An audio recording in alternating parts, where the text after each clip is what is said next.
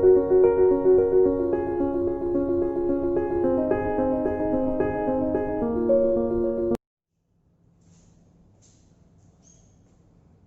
Guys, welcome to my channel Daksh classes एजवेव। जैसा कि मैं बताया है कि हम पहले की क्लास में जो वॉल्यूम 12 था उसमें हम एक चीज़ के बारे में डिस्कस किया था कि हमने 12 फंक्शनल ग्रुप के बारे में हम डिस्कस कर चुके थे, जिसमें हमने लास्ट जो फंक्शनल ग्रुप पढ़ा है वो था थायो एल्कोहल के बारे में पढ़ा था। इसके बाद हमारे पास according to syllabus 2 functional group और बचते हैं और इन 2 फंक्शनल ग्रुप को भी हम जो है यहाँ पर आज इसको क्लियर करके इस टॉपिक को एंड ही कर देते हैं, क्योंकि इसके बाद फिर हमारे कुछ बेसिक पार्ट चालू होंगे। तो हमारा जो नेक्स्ट फंक्शनल ग्रुप है, ग्रुप नंबर 13, वो है, इसका नेम है अमाइन। अमाइन लिख दो या एमीन कह दो, जिसको हम RNH2 से रिप्रेजेंट करते हैं। इसके लिए देखना कि जो इसका प्रेफिक्स होता है अनुलग्न, इसका अनुलग्न होता है एमिनो या अमीनो, ये एमिनो। फिर देखना इसका जो ये सफिक्स है, इसका सफिक्स होता है एमीन, इसका सफिक्स अनुलग्न होता है एमीन। और IUPAC नाम लिखें तो IUPAC क्या हो जाएगा इसका, एल्केन। और देखो इसके सफिक्स में ए आ रहा है और अपने क्या कहा है कि जब AEIOU किसी सफिक्स में हो तो एल्केन, एल्कीन और एल्काइन के लास्ट में जो ई है उसको हटा देते हैं और अनुलग्न को जोड़ देते हैं। तो इस तरीके से देखना कि ये एमीन, एल्केन एमीन, इसके कुछ एग्जांपल हम देखें यहाँ पर कि ये हमारे पास CH3NH2, CH2NH2, या फिर हम इसको ये CH3CH2NH2, फिर यहाँ पर देखें CH3CHNH2, CH3CHNH2, CH2CH3।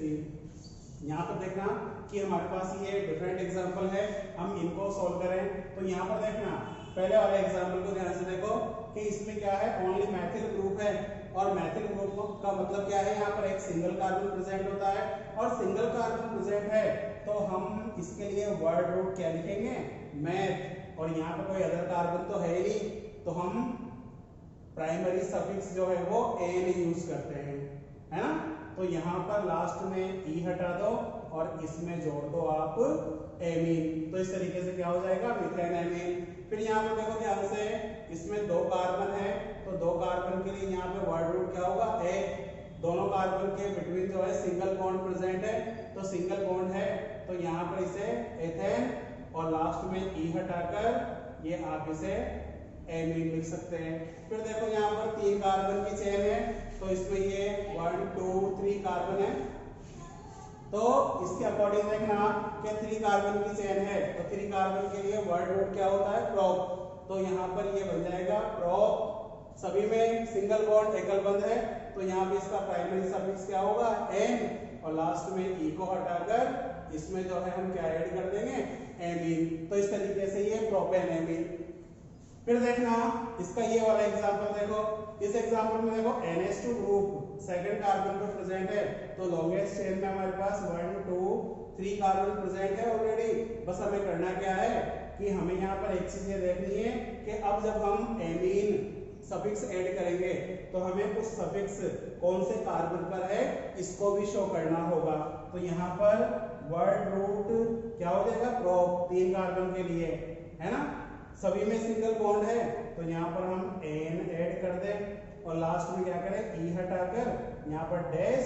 अब एमीन कौन से कार्बन पर है, सेकंड कार्बन पर, तो इसको हम क्या लिख सकते हैं, प्रोपेन 2 एमीन या अमाइन। तो इस तरीके से हम इसको लिख सकते हैं। इसके अकॉर्डिंग देखें तो लॉन्गेस्ट चेन में देखो हमारे पास 4 कार्बन प्रेजेंट है, तो यहाँ पे 4 कार्बन प्रेजेंट है। तो इन 4 कार्बन में देखना कि NH2 इधर से सेकंड कार्बन पर है और इधर से जो है थर्ड कार्बन पर है। तो हम नंबरिंग किस साइड से करेंगे, इस साइड से। तो ये 1 2 3 और ये 4।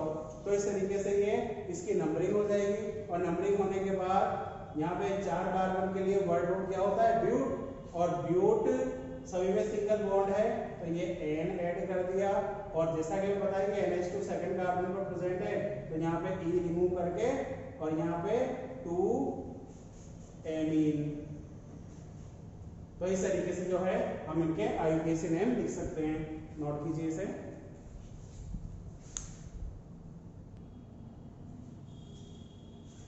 इसके बाद हम कुछ और एग्जांपल पे डिस्कस करते हैं।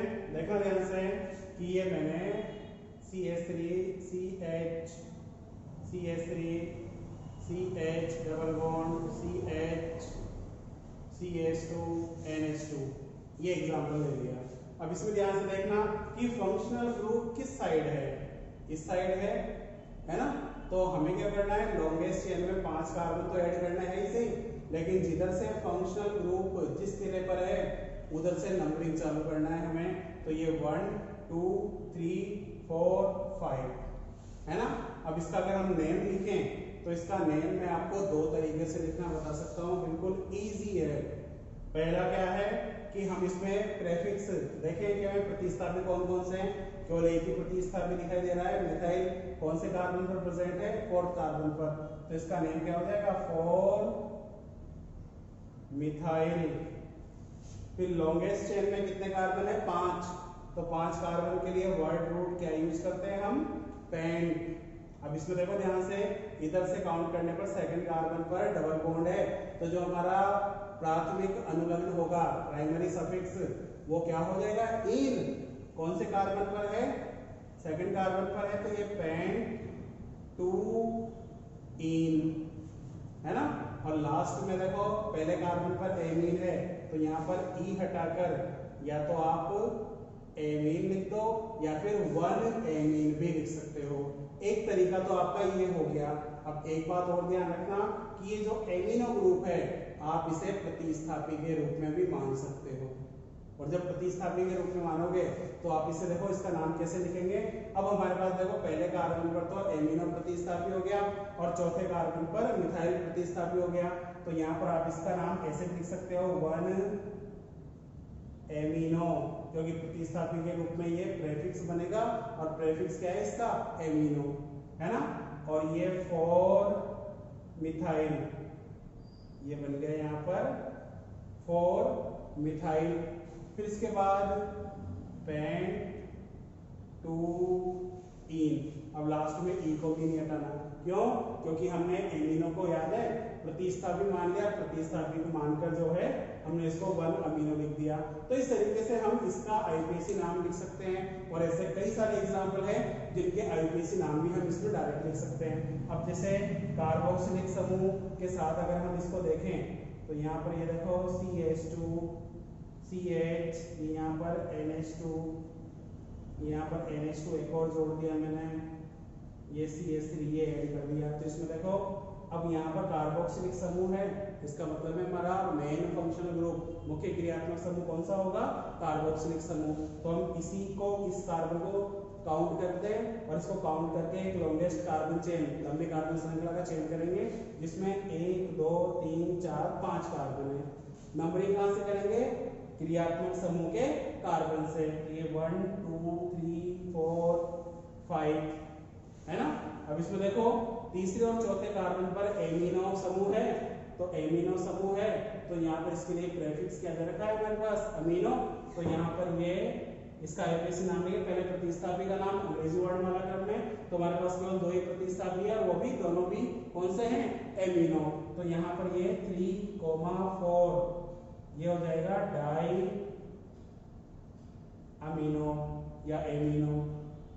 फिर 5 कार्बन की चेन है, तो ये यहाँ पर पेंट सभी में एकल बंध है, तो ये मैंने जोड़ दिया N और लास्ट में E हटाकर कार्बोक्सिलिक एसिड का सफिक्स ओइक एसिड इसमें ऐड कर दिया। तो इस तरीके से ये 3,4 डाई एमिनो पेंटेनोइक एसिड, इस तरीके से हम इसका पूरा आईयूपीएसी नाम लिख सकते हैं। कुछ और एग्जांपल भी हम और देखें कि जैसे आपको ये दे दिया कि ये यहाँ पर CH2, ये NH2, CHNH2 और ये CH2 और ये NH2। अगर आपको इस टाइप का एग्जांपल दे दिया तो करना कुछ भी नहीं है, आप चाहो तो प्रतिस्थापी मानकर लिखो, या फिर आप क्रियात्मक समूह के रूप में अनुलग्न लिखना चाहते हो तो करना कुछ भी नहीं। सबसे पहले अगर ये क्रियात्मक समूह है तीनों, तो इसका मतलब क्या है कि यहाँ पर कोई प्रतिस्थापी है ही नहीं। तो प्रतिस्थापी नहीं है तो वर्ड रूट क्या हो जाएगा, प्रोप।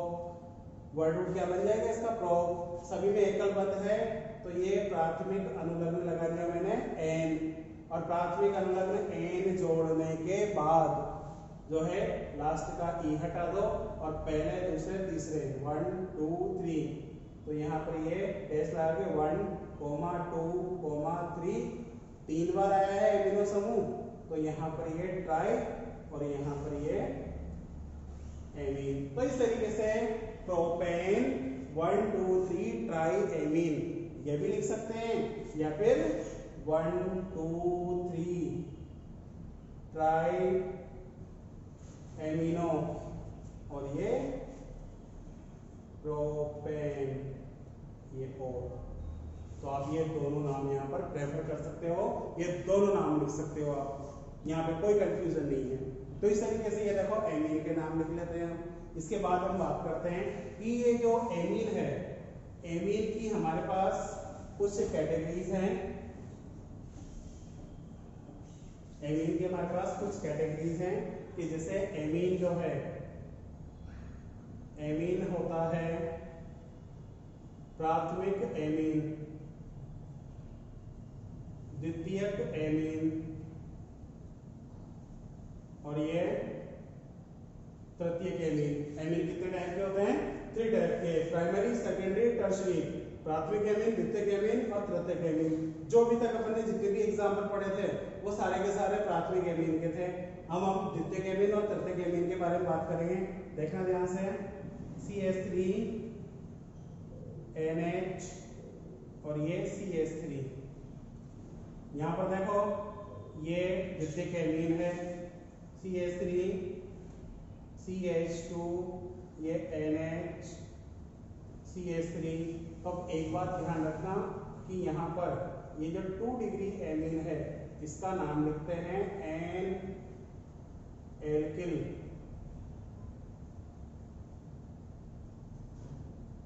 एल्केन एमीन, और यहाँ पर इसका नाम लिखते हैं एन एन एल्किल, ये इसको एन एल्किल,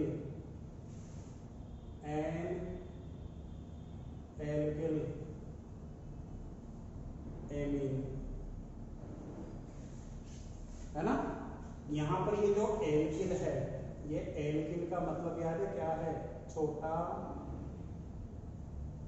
एल्किल समूह। यहाँ पर जब हम एन एल्किल लिखेंगे तो एन एल्किल के रूप में याद है हम क्या लिखेंगे, हमेशा छोटे एल्किल ग्रुप को लिखेंगे, और छोटा एल्किल ग्रुप जो है एन एल्किल के रूप में चला जाएगा। देखना इस एग्जांपल को देखो, इसमें देखो दोनों के दोनों मैथिल समूह है, तो आप किसी एक को, एक मैथिल को तो क्या लिख सकते हैं, एन मैथिल, है ना। अब एन मैथिल लिखने के बाद अब हमारे पास ये बचा एल्केन, तो एल्केन में भी यहाँ पर एक कार्बन है तो इसे हम क्या लिखेंगे, मेथेन, है ना। और लास्ट में ई हटाकर ये एमीन जोड़ दिया मैंने, ये देखो। दूसरा एग्जांपल देखो कि इसमें एक तो इधर देखो CH3 CH2 एथिल ग्रुप है और इधर की तरफ मेथिल ग्रुप है, तो यहाँ पर देखना कि दोनों में से छोटा एल्किल ग्रुप कौन सा है, मेथिल ग्रुप। जब मेथिल ग्रुप छोटा है तो हम उसे N के साथ लिखेंगे, तो ये हो जाएगा N मेथिल, क्या हो जाएगा ये, N मेथिल। अब ये 2 कार्बन की चेन बची है, तो 2 कार्बन की चेन के लिए वर्ड रूट क्या लिखेंगे, एक, सभी में एकल बंध है तो ये N, और लास्ट में ई हटाकर हम यहाँ पर अनुलग्न क्या जोड़ देंगे, एमीन। तो इस तरीके से ये इसका नाम लिखने में आ सकता है ना। अगर हम इनके साधारण नाम लिखना चाहें तो साधारण नाम लिखना बिल्कुल इजी है कि एमीन है, दो मैथिल समूह जुड़े हुए हैं तो डाइमेथिल एमीन, यहाँ पर एक एथिल है और एक मैथिल है तो एथिल मैथिल एमीन। आप इस तरीके से इनके साधारण नाम भी लिख सकते हो, कोई बड़ी बात नहीं है ना। फिर देखो यहाँ पर अगला एग्जाम्पल और देखें हम, यहाँ पर ये CH3 CH2 ये NH CH2 CH3। अब देखो दोनों ग्रुप एथिल है हमारे पास तो किसी को भी है ना N एथिल लिख दो तो ये हो जाएगा N एथिल या इथाइल, और दो कार्बन की चेन, जैसे मैंने इसको प्रतिस्थापित माना है तो इसको N एथिल के रूप में लिख लिया। अब इधर ये दो कार्बन की चेन है तो ये एथेन एमीन, ये यहाँ पर ये इथेन एमीन ये। तो इस तरीके से आप 2 डिग्री एल्किल या सॉरी 2 डिग्री एमीन के भी IUPAC नाम आसानी से लिख सकते हो। इनको नोट करो, फिर इसके बाद हम 3 डिग्री एल्किल के सॉल्यूशन।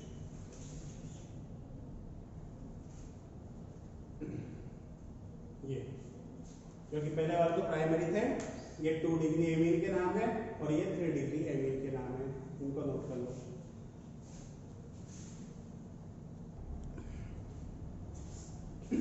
इसके बाद हम बात करें 3 डिग्री एमीन की। तो 3 डिग्री एमीन का देखो हमने IUPAC नाम क्या लिखा है, N एल्किल एमीन, मतलब सॉरी N एल्किल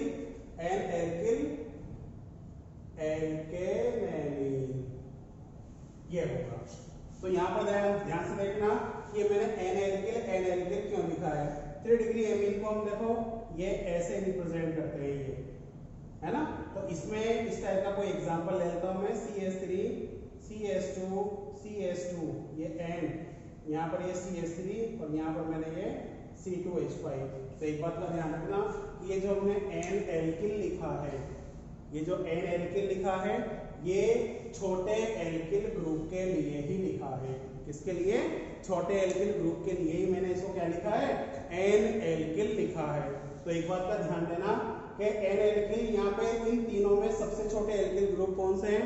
मैथिल है, इससे बड़ा एथिल है और इससे बड़ा प्रोपिल है। तो इसका मतलब है कि हमें इन दोनों ग्रुप में देखो अंग्रेजी वर्णमाला क्रम में पहले किसको लिख सकते हैं, एथिल को। तो हम इसका जब IUPAC नाम लिखेंगे तो ये N एल्किल यानी कि ये N कौन सा, एथिल, तो ये मैंने लिख दिया N एथिल। फिर उसके बाद दूसरा छोटा ग्रुप क्या है, मैथिल, तो ये N मैथिल लिख दिया। इसके बाद ये 3 कार्बन की चेन हो जाएगी तो इसके लिए वर्ड रूट क्या लिखेंगे हम, प्रोप, और सभी में एकल बंध है तो ये प्राथमिक संलग्न N और लास्ट में E हटाकर ये एमीन जोड़ दो। फिर इसके बाद देखो कि जैसे कि हमारे पास CH2 ये N CH3 अब देखो ध्यान से कि जब दोनों जो N एल्किल के रूप में लिखे जाने वाले ग्रुप कौन से होंगे, ये दोनों, है ना। तो जब दोनों एल्किल ग्रुप समान हो तो आप इनको N डाई मैथिल ग्रुप है तो ये डाई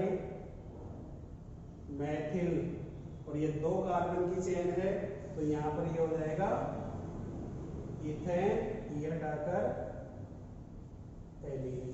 तो आप इसे ऐसे भी लिख सकते हो कि जब दोनों एल्किल समूह समान हो तो दोनों के समान होने पर आप इसे NN डाई एल्किल। अब यहाँ पर दोनों एल्किल ग्रुप क्या है, मैथिल, तो मैंने एल्किल के स्थान पर क्या लिख दिया, मैथिल, क्योंकि ये दोनों ग्रुप कौन से हैं, मैथिल ग्रुप है, इसलिए यहाँ पर NN dimethyl ethane amine, क्योंकि यहाँ पर ये 2 कार्बन की चेन है। तो इस तरीके से आप इनको सॉल्व कर सकते हैं, इसे भी नोट कर लो आप।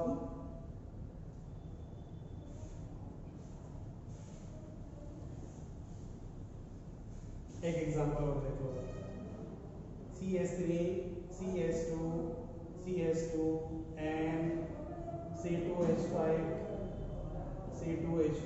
ध्यान से देखना कि यहाँ पर ये दोनों एल्किल ग्रुप जो छोटे एल्किल ग्रुप है दोनों एथिल है ना, तो इसको हम क्या लिखेंगे एन एन, एथिल 2 बार आया है तो ये डाई एथिल। फिर यहाँ पर 3 कार्बन की चेन है तो ये वर्ड रूट क्या हो जाएगा प्रोप, सभी के बीच में एकल बंध है तो प्राथमिक अनुलग्न एन और लास्ट में ई हटाकर ये एमीन। तो आप इस तरीके से प्राथमिक, द्वितीयक और तृतीयक एमीन के आईयूपीएसी नाम आसानी से लिख सकते हो। तो इसे भी नोट कर लो। इसके बाद हमारे पास एक ही क्रियात्मक समूह बचता है, वो है ईथर। अब ध्यान रखना, ईथर की वैसे कोई वरीयता नहीं होती। क्यों? क्योंकि ईथर में कोई अनुलग्न होता ही नहीं है, इसलिए हम उसे कहीं पर भी काम में ले सकते हैं। पहले आप इसको नोट कर लो।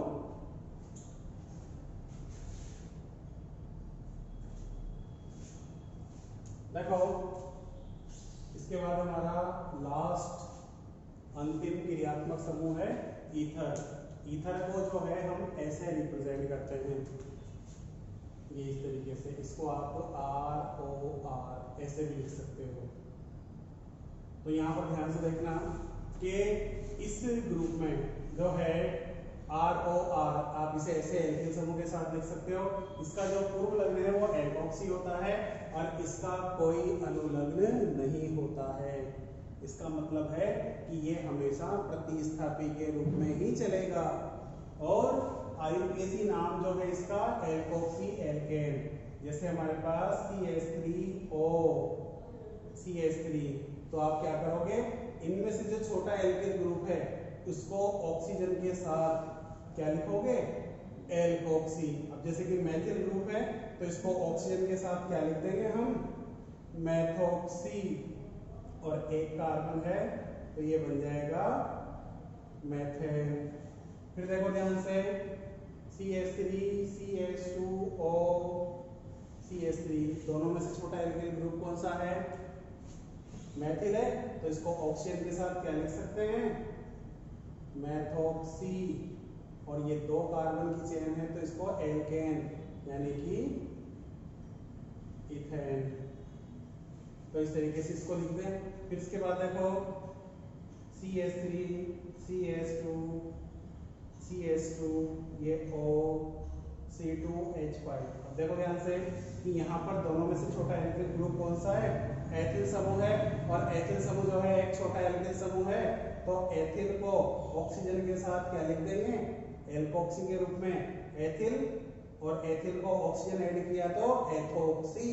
तो ये बन जाएगा यहाँ पर एथोक्सी। और यहाँ पर 3 कार्बन की चेन है तो ये बन जाएगा यहाँ पर प्रोपेन, एथोक्सी प्रोपेन। तो इस तरीके से हम इस ईथर के भी आईयूपीएसी नाम लिख सकते हैं।